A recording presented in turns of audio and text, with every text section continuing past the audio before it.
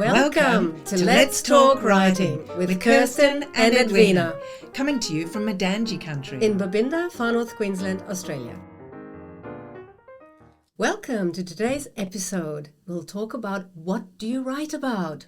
What do you write about, Edwina, and how do you get your ideas? Yeah, well, so I get my ideas from a variety of places, but because the first stories that came to me were from my own life, so this is the result. Thrill Seekers is all the stories that sprung from my adolescence, my father's death and my brother's battle with adolescent onset schizophrenia. Then I went and wrote a novel based on my time living and working in Cambodia.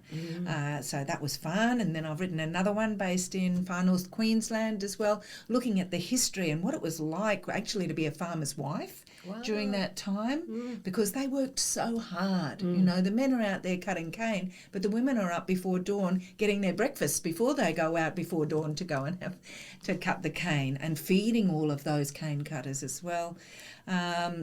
Then I've written also children's books, and that idea came to me from a note that I found in the cemetery, somebody trying to do a seance. So you can get ideas from anywhere, really. A lot for me comes from real life, my history or my family history, but I also love historical stories. Like one of my current projects, Castaway Cabin Boy, is about a little boy who got shipwrecked off the coast of Cape York and was taken in by the Utalinganu people, where he lived for 17 years. I just thought that was fascinating. Wow. So there's so many stories out there. How do you get ideas? Well, first of all, what you just continuing on from what you just said, I think a story can be hidden anywhere. Anything can be a story. How I found this pen can lead to a story. So don't be look around. Observe. Keep your eyes and ears open. For me, I wrote my first book, which was my PhD. So the idea for that obviously came through scholarly research. But when I became a travel writer, I wrote a lot of pieces about the Maldives. I was one of these lucky people who got to live and write about the Maldives. And that was just from looking, obviously I was sent on assignments, but I also looked around what stories could I tell that the wider world might want to know about a place. What stories would I like to read about in The Lonely Planet or in the travel section of The Australian that would inspire me to go there? And it's not about the lovely hotel. It might be about the curry that I tasted and, the recipe behind it, or the old lady that, swept the porch in the morning. So these little stories, collect them. And like you, my current project, which I'm hopefully finishing before the end of this year, is a memoir. And that is my own story of going through a very difficult time. And the story is, of course, not how it is about what happened, but also how I got myself out of that difficult time. So it is a memoir, and it is about the wisdom that I can share with my audience. This is what I write about. And I think my next book, although I'm not sure when I will start it, I might need a little break, but the next book will also be a true life story. It'll be a memoir about the story my parents carry, my parents being war children of the Second World War in Germany. But that is another story. Yeah, so people get lots of ideas from different places too. Dreams, music can be inspiring. A friend of mine has started a writing group in Brisbane at the Museum of Brisbane, where they go and look at art and they're inspired by paintings. I always tell my UQ students to hop on the bus or the train with your earphones on, but don't have any music playing, and listen to the conversations around you, and you will pick up weird little snippets. One that still sticks in my mind is from when I lived in Singapore, and a woman was dragging this crying, very cute little 5-year-old girl across saying, "After everything I've sacrificed for you." I thought, wow, there's a story. There's a story. There's a big story there. So just eavesdrop, writers are observers, listeners, spies and thieves. We're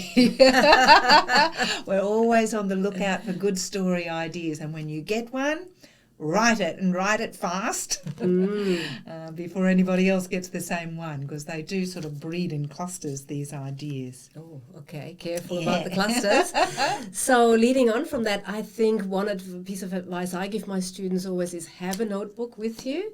Like you might have your larger notebook where you write your drafts, but have a little one that you can take on the bus or fits in your pocket or your fits handbag. in your pocket that you can just pull out in the cafe when you're eavesdropping. You go, oh, that's a nice line. Helen Garner does this. She travels around with her notebook, and you pick up nice, interesting lines. And even from a line like you just quoted, a story can come. Another thing that I encourage my students to do is to look at the world through the eyes of a beginner's mind. This is actually a Buddhist concept, and that is to try to see the world as if you're seeing it for the first time. So without your critical filter, like a child, and go, what's that? One exercise I do is pick something up from the table, could be a paper clip or a pen, and write about it as if it were something else, not a pen. What else could it be? And just explore. And trust me, your creativity is infinite once you allow yourself to go there and be playful, like kids in the kindergarten. Yes. We write because it's fun and it's play. So, yes, just muck around and play. The imagination is amazing. You can give the same writing prompt to a group of 100 and every single person will come up with a different story, which is, I find there's magic in that anyway. And there's also a lot of magic in writing together, which is, of course, what we do in our retreats and our workshops. We bring people together who sometimes are very fearful, like, am I a writer? Just give it a go. And suddenly, within the context of your small community of people gathered around the table, you have that momentum, the synergy flowing, and that's such a wonderful moment. And that's when you can open that lid to your inner creative well, which really is infinite, and find the stories and snippets. And maybe they're not big stories, maybe just little anecdotes you write in your journal, or maybe they turn into something bigger. So your passions and interests can also really help. So, I mean, we're both interested in yoga and spirituality, so you can find stories there. But I'm also passionate about Queensland and Queensland history and Queensland stories.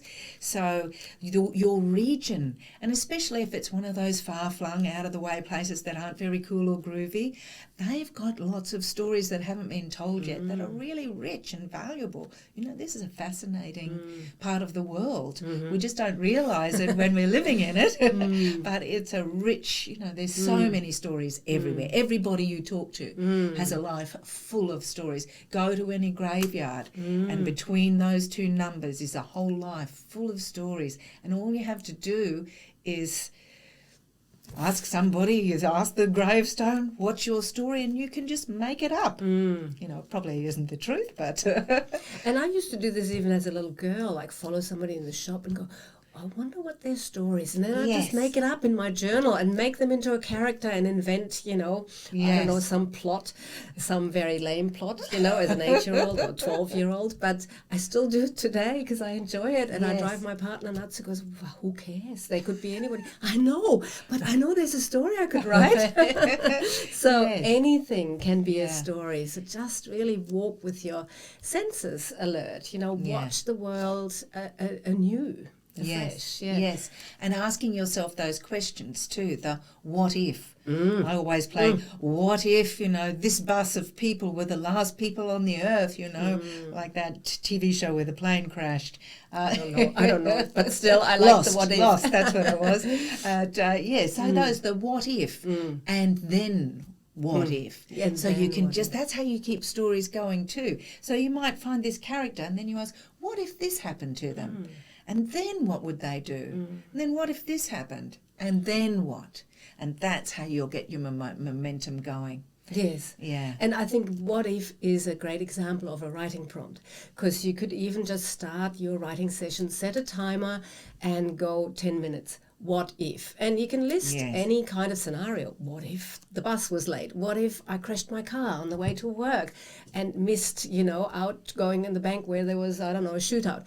So that brings me to another question. What is a great writing prompt that you would suggest for our listeners to start? Well, one of my favourite ones is what my nose knows, just because, you know, I like puns.